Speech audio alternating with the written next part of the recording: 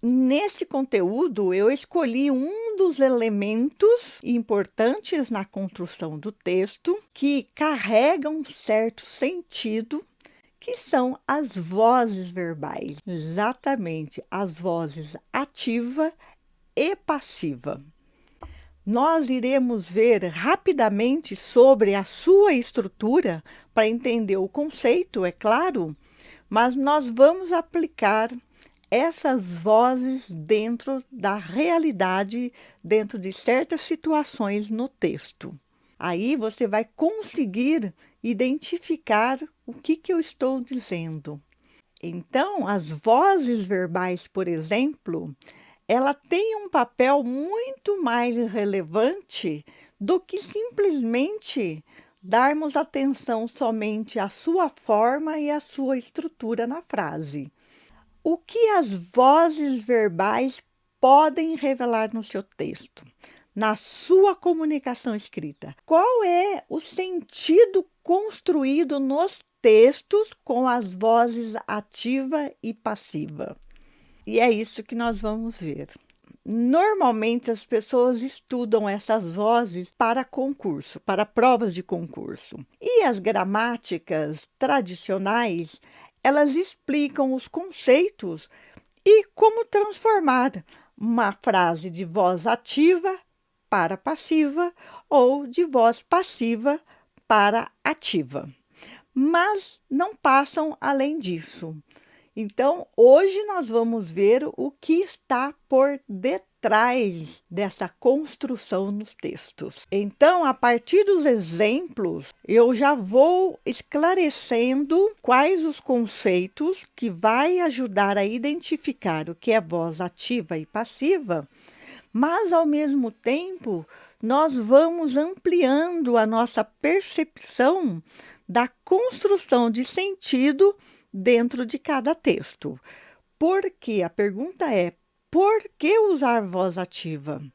E por que usar voz passiva dentro do nosso texto? Vamos lá. O primeiro conceito que nós temos que abordar, né, neste conteúdo é o que são vozes verbais. As vozes verbais ou vozes do verbo são a forma como os verbos se apresentam que vão identificar quando o sujeito ele é o agente, é o sujeito que pratica a ação, ou o sujeito que recebe a ação, que é chamado também, conhecido como o sujeito paciente.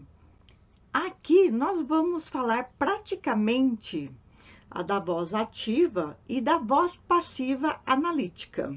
Ainda temos a voz passiva sintética e a reflexiva. A proposta do vídeo é que você reconheça a estrutura da voz ativa e da voz passiva analítica para que você possa construir e identificar o sentido do texto. Então, vamos para o primeiro exemplo. Na voz ativa, dentro de um texto jornalístico. Veja bem, a polícia prendeu o suspeito após uma operação em 3 estados. Veja aqui que nós temos o verbo prendeu, que claramente identifica que alguém praticou uma ação. E neste caso, a Polícia Federal. Quando eu falo em sujeito da oração, nós sempre temos que perguntar para o verbo, aquelas célebres perguntas: quem e o quê? Então, nesta pergunta, nós vamos fazer para o verbo: quem prendeu? Então, quem prendeu foi a Polícia Federal. Então, a Polícia Federal é o sujeito da oração. Mas você não precisa ficar preso a esse contexto do sujeito. Você vai perceber que o verbo, né, no seu movimento, já vai dizer quem é o sujeito da oração. Quem é que praticou a ação nesse caso, né? Prendeu a quem? A Polícia Federal. Então, toda vez que você ver um verbo que remete uma ação praticada por alguém, ele se identifica uma estrutura na voz ativa. Vamos ver um exemplo no mundo corporativo. A equipe de vendas apresentou o relatório trimestral ao conselho ontem. Então, alguém apresentou. Quem apresentou o relatório trimestral foi a equipe de vendas. Então, é uma estrutura que identifica voz ativa, porque o verbo, né, faz essa identificação de uma ação, de que alguém fez uma ação. Agora, vamos para a voz passiva analítica, dentro desses mesmos exemplos, para que você reconheça a estrutura. Depois, é claro que nós vamos para as análises. Então, aqui nós temos dois tipos de vozes, ativa, que nós acabamos de ver, e agora nós vamos ver a voz passiva analítica. O que é a voz passiva analítica? De novo, é o verbo quem vai identificar essas vozes. Na voz passiva, nós reconhecemos a estrutura pelo verbo auxiliar, que é o ser, estar, ficar. Existem outros, mas nós vamos nos atermos só a esses exemplos, porque nós não vamos nos aprofundar neste momento de maneira muito extensa sobre os conceitos, mas você vai ser capaz de reconhecer nessas estruturas, de novo, o que é voz passiva, o que é voz analítica, para a construção dos sentidos. Então, a voz passiva analítica, ela é composta, ela representa pelos verbos auxiliares, ser, estar e ficar, basicamente. E pelo verbo principal. Então, toda vez que você ver esse verbo auxiliar e mais um verbo principal conjugado, ele é uma estrutura de voz passiva. Isso significa dizer que o sujeito, ele recebe a ação, ele não executa a ação. Vamos lá. O suspeito foi preso pela Polícia Federal após uma operação em 3 estados. Então, aqui nós temos o verbo ser conjugado, verbo auxiliar, e o verbo prender no particípio passado. Então, ele foi preso pela Polícia Federal, o suspeito. Então, o suspeito aí, ele não está executando nenhuma ação, né? Ele está recebendo a ação. Ele é o objeto da ação. Então, ele foi preso pela Polícia Federal. A mesma coisa, o relatório trimestral foi apresentado ao conselho pela equipe. Veja que no primeiro exemplo da voz ativa, a equipe de vendas apresentou o relatório trimestral. Agora nós estamos construindo outro tipo de estrutura, né? Nós estamos dizendo aqui que o relatório trimestral foi apresentado ao conselho pela equipe de vendas. De novo, aqui nós temos o verbo auxiliar ser, mais o verbo principal, que é apresentar, só que ele está no particípio passado. Então, o relatório trimestral, ele recebeu a ação, ele é objeto da ação. Eu falei tanto no início do vídeo sobre a construção do sentido por meio dessas vozes, que eu já vou começar a explorar este campo com você, para que nos próximos exemplos você já fique antenado e comece a expandir a sua percepção sobre essas vozes. Olha que interessante. Esta é uma das possibilidades de interpretação e construção de sentidos, mas nós vamos ampliando cada vez mais essas percepções. Então, fique comigo que vai ter muita coisa boa aqui. Então, quando eu uso a voz ativa, e nós colocamos a Polícia Federal prendeu o suspeito, eu estou dando ênfase nesta frase para a polícia. Então, eu vou chamar a atenção do leitor para quem está praticando a ação. A polícia prendeu o suspeito. E na segunda oração, na parte corporativa, eu estou dizendo que a equipe de vendas apresentou o relatório trimestral. Eu estou dando importância, eu estou dando ênfase para a equipe de vendas, que eles fizeram uma apresentação. O que acontece na voz passiva analítica? Na voz passiva analítica, eu vou dar relevância não para quem executou a ação, mas para quem recebeu a ação. Então, aqui eu estou dizendo que o suspeito foi preso, né? Então, o que vai chamar a atenção do leitor aqui não é a Polícia Federal, mas o suspeito. Veja bem que interessante. E a mesma coisa no contexto corporativo, aqui eu vou chamar a atenção para o relatório trimestral. Eu não estou chamando a atenção para a equipe de vendas. Então, o relatório trimestral foi apresentado. O que foi o foco, né, dessas construções? O que eu quero despertar no leitor? É a primeira coisa que vem, né? Então, o relatório trimestral, ele foi apresentado. Isso que importa. Tá? No primeiro momento, né, que chama a atenção do leitor. O primeiro momento é esse. É o que importa, é o que está aqui na frente. O suspeito foi preso. Olha, o suspeito foi preso. Né? O restante é consequência, como dizem. Você está percebendo a nuance, né, a sutileza da língua, o emprego da voz ativa e passiva. Mas nós vamos abrindo cada vez mais essa percepção ao longo do conteúdo. Vamos lá. Nas manchetes jornalísticas também é muito comum o recurso dessas vozes ativa e passiva. Depende do que eles querem passar para você, é que vão fazer essas escolhas. Veja bem uma manchete. Câmara aprova com votação unânime o projeto que amplia a faixa de isenção do imposto de renda para 5.000.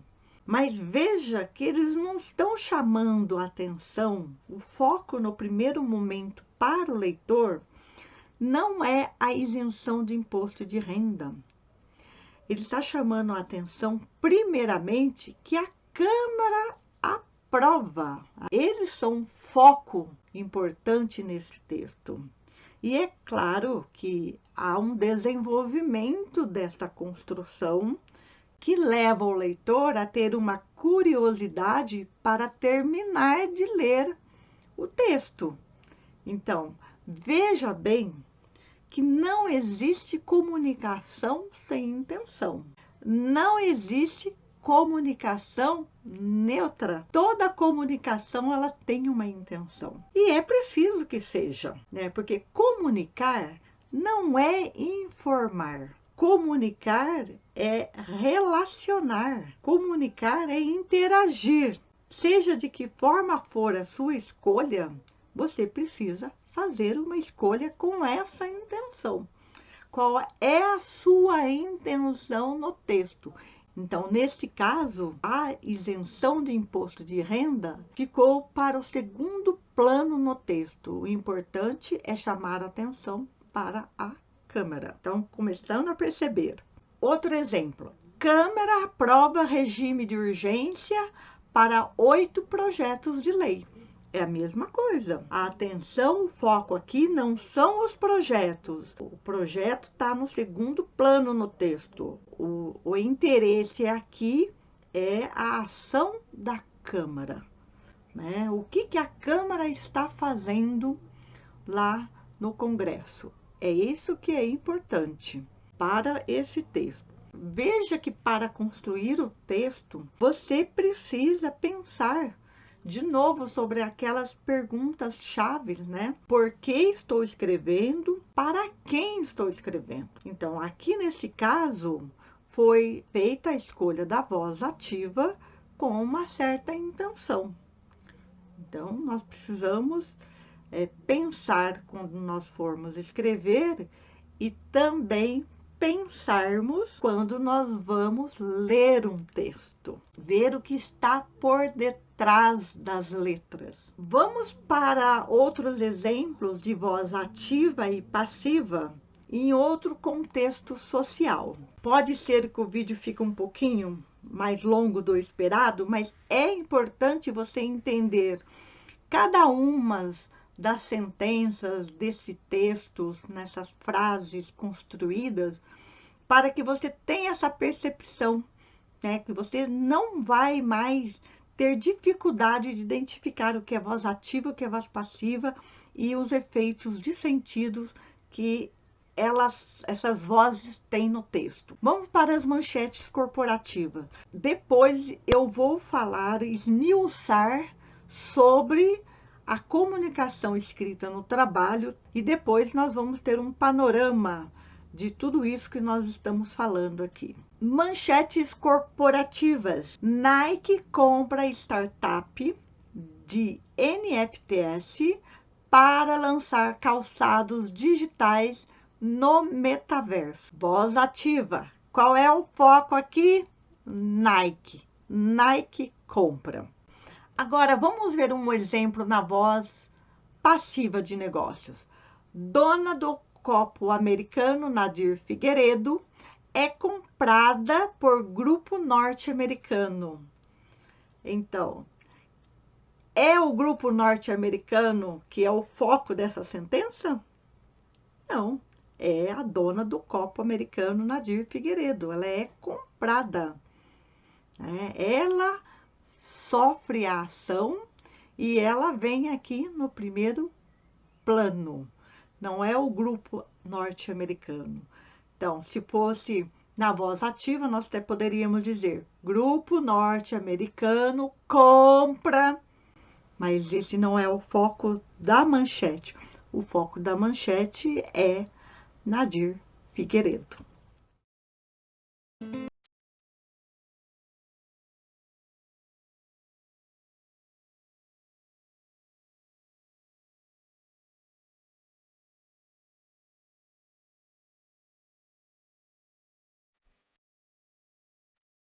Então, veja bem, a voz passiva sintética também ela faz parte da construção de um texto em determinadas situações que você precisa ocultar realmente quem foi o autor daquela ação, o responsável por aquela ação, que às vezes, em determinados momentos, não vai modificar ou não vai trazer nenhum valor significativo para quem está recebendo aquela notícia, aquela informação.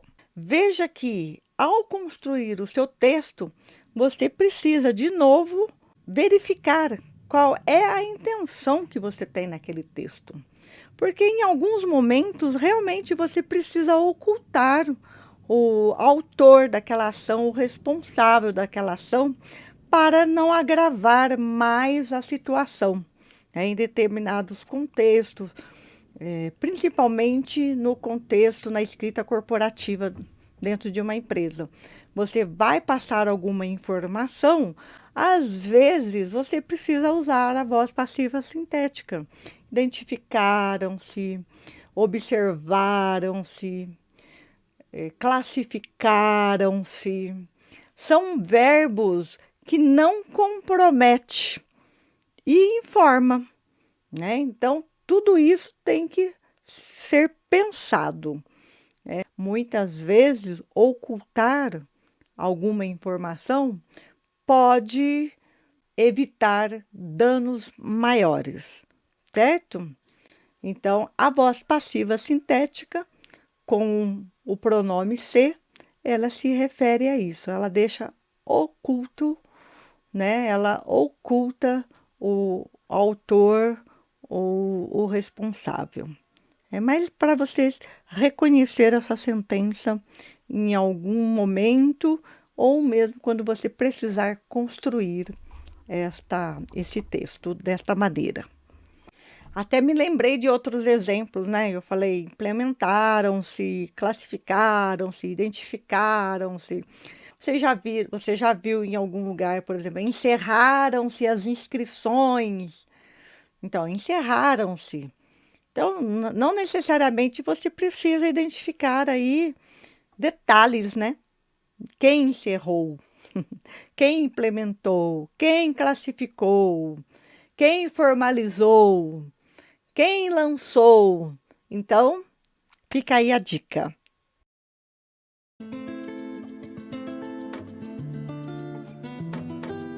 Tem a voz reflexiva, que eu também não ia falar, mas resolvi falar. Então, a voz reflexiva, o sujeito ele pratica e recebe a ação ao mesmo tempo. Então, por exemplo, o atleta se recuperou após a cirurgia. Então, ele se recuperou a si mesmo, né? Esse é um exemplo. A empresa aérea se desculpou. A população se mobilizou. A pesquisadora se dedicou. Então, o sujeito, de novo, ele pratica e recebe ação ao mesmo tempo. Veja que as análises que nós estamos fazendo desses textos, dessas frases, dessas construções, vai te ajudar com muito mais facilidade a pensar no seu texto e a pensar como leitor. Você vai identificar facilmente quais são as intenções naqueles textos e construir o seu também com base na sua intenção. Agora, nas comunicações corporativas, as recomendações é que se use voz ativa, porque a voz ativa ela leva à objetividade e clareza do texto.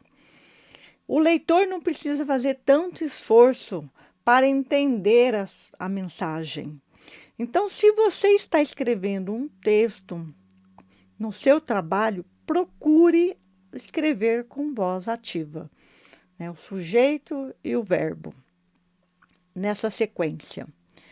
Agora, é claro que depende também do foco, que foco que você quer dar. Então, por exemplo, se você quer dar foco no resultado e não em quem praticou o resultado, tá tudo certo, né? E você vai usar a voz passiva analítica. E, de novo, se você não quer transmitir, você quer ocultar quem foi o responsável pelos resultados, se isso não tem interferência e não tem propósito nenhum naquele contexto, ficaram-se, implementaram-se, organizaram-se e assim por diante, tá certo? Eu quero deixar uma observação e um pensamento muito importante. As escolhas feitas ao produzir um determinado discurso não são aleatórias. Você percebeu isso durante as nossas pequenas análises. De novo, não existe um texto sem intenção. Por isso, é importante ter em mente que não basta estudar a gramática e os recursos linguísticos sem considerar as suas funcionalidades no texto, sem considerar o aspecto importante ao trazer para a nossa realidade o efeito de sentido que essas construções têm no nosso texto. E podemos até dizer que todo esse arcabouço, né, que todas essas construções que nós vimos, esses conhecimentos de hoje, ele de alguma forma conduz a alguma estratégia argumentativa ou persuasiva. Então, todo texto, se ele tem uma intenção, ele vai ter ali estratégias, seja argumentativa ou persuasiva, ao construir o texto. Então, de novo, essas escolhas dependem de você. Espero que esta aula tenha sido útil e que, por favor, comente. Comente se realmente foi útil, foi bom e quais outras dúvidas, quais outras dificuldades que você tem, né, na linguagem, na escrita. Coloque nos comentários que eu trago para você. Até mais.